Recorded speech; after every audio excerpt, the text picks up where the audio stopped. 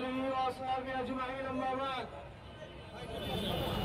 ইসলামী আন্দোলন বাংলাদেশ ঢাকা মহানগর উত্তর উদ্যোগে আয়োজিত ফিলিস্তিনের গাজাবাসীর আহ্বানে বিশ্বব্যাপী হরতালের সমর্থনে আজকের এই সমাবেশে মিছিল পূর্ব সমাবেশে উপস্থিত মহানগর নেতৃবৃন্দ, ঢাকা মহানগর উত্তর নেতৃবৃন্দ, উপস্থিত থানা নেতৃবৃন্দ,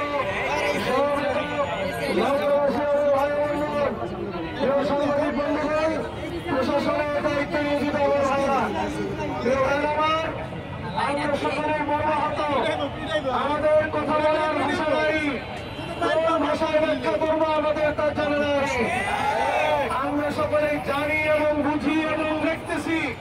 সচেতন মানুষ আমরা প্রত্যেক দিন আমাদের চোখের সামনে মিডিয়ার সুবাদে আমরা যেই চিত্র দেখি, এটা কোন সভ্য দেশের কোন চিত্র নয়।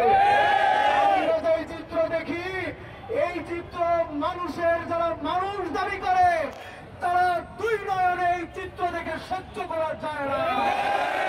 আমাদের ছোট্ট ছোট্ট শিশুদেরকে যেভাবে গুলি করছে, হত্যা করছে, যারা করছে এদেরকে পশু বলতে আমাদের ঘৃণা হয়।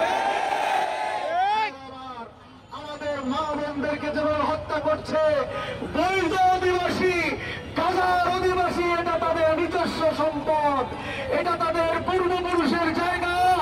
এখান থেকে বের করার জন্য কুখ্যাত ইসরায়েলের নেতৃবৃন্দ নেতানিয়াহু এবং ট্রাম্প যেভাবে ষড়যন্ত্র করছে, এটা ভাষায় প্রকাশ করার মতো শব্দ নয়। সেই শব্দ আমাদের জন্যই আমরা দুঃখ ভারাক্রান্ত ভাবে হৃদয়ে আমরা প্রতিবাদ জানাতে এসেছি। আমরা নেতানিয়াহুকে বলে দিতে চাই, আমরা ট্রাম্পকে বলে দিতে চাই, ফেরাউন তোমাদের চাইতে শক্তিশালী ছিল, তোমাদের চাইতেও শক্তিশালী ছিল, তোমাদের চোদ্দ গোষ্ঠীর চাইতেও আরো বেশি শক্তিশালী ছিল। ইতিহাস পড়ে দেখো, ফেরাউনকে আল্লাহ তাআলা পানির মধ্যে চুপিয়ে মেরেছে, এক মশা দিয়ে তাকে ধূলিসাৎ করে দিয়েছে। তাদের অস্তিত্ব খুঁজে পাওয়া যায় না। মনে রাখিও, তোমাদের অবস্থার চাইতে আরো তরুণ হবে ইনশাআল্লাহ। আমরা জানিয়ে দিতে চাই, তোমরা যা করছো আমরা বিশ্বব্যাপী, আমরা সারা দুনিয়ায় যে ইতিহাস লেখা হবে, তোমরা ঘৃণিত কীট হিসাবে তোমাদের পরিচয় কিয়ামত পর্যন্ত বিশ্ববাসী তোমাদেরকে স্মরণ করবে। আমরা জাতিসংঘকে বলতে চাই, আপনারা কিছুই পারেন নাই, শুধুমাত্র অফিস বানিয়ে পয়সা খরচ করে লাভ নাই।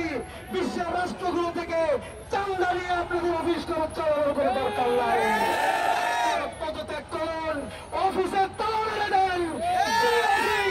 যেই জাতিসংঘ প্রতিষ্ঠিত হয়েছিল মানবতার কল্যাণ করবার জন্য, তারা যদি মানুষের দুঃখের সময় পাশে দাঁড়াতে না পারেন, এমন জাতিসংঘের কোন প্রয়োজন আমাদের নেই। আমরা বলে দিতে চাই, আজকে যা হচ্ছে গোটা দুনিয়ায় প্রতিবাদ উঠেছে, আমরা বাংলাদেশের জনগণ প্রতিবাদ করলাম। আমাদের ইমানি দায়িত্ব সরকারকে বলতে চাই, আপনি ফিলিস্তিনের জনগণের পক্ষে বাংলাদেশ থেকে সৈন্য আপনি পাঠান। আমাদের সৈন্যবাহিনী ফিলিস্তিনের পক্ষে তারা যুদ্ধ করবার জন্য প্রস্তুত আছে। যদি তাদের আপনি না পারেন, আমাদের দেশের জনগণকে যাওয়ার জন্য রাস্তা করে দেন। ইসলামী আন্দোলন বাংলাদেশের সকল কর্মী বিশ্বাসের নেতৃত্বে সারা বাংলাদেশের দল মত নির্বিশেষে আপামর জনসাধারণ ফিলিস্তিনের পক্ষে গাজায় গিয়া আমরা ওই কুখ্যাত জানোয়ারদের বিরুদ্ধে আমাদের শেষ বক্তব্য আমরা বিসর্জন দিয়ে আসবো।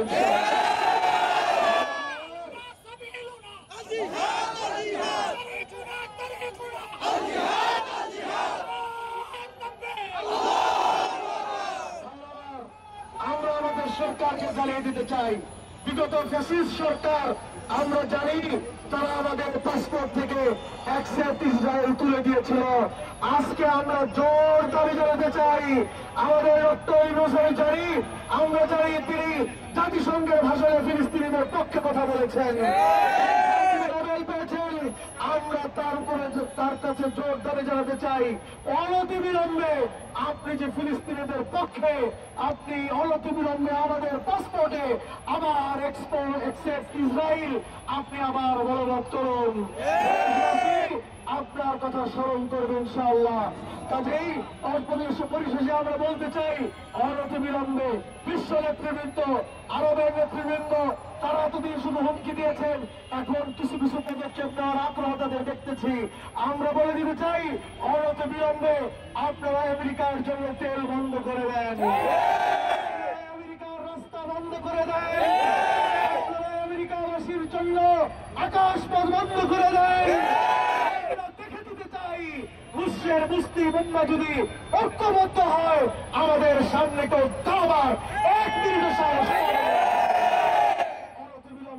বিশ্ব মুসলিমের প্রতি আমাদের জোর দাবি। পীর চরমনার পক্ষ থেকে আমরা দাবি জানাতে চাই, আমরা সকলে আসলে ঐক্যবদ্ধ হয়ে ফিলিস্তিনের মুসলমানদের পাশে আমরা দাঁড়াই।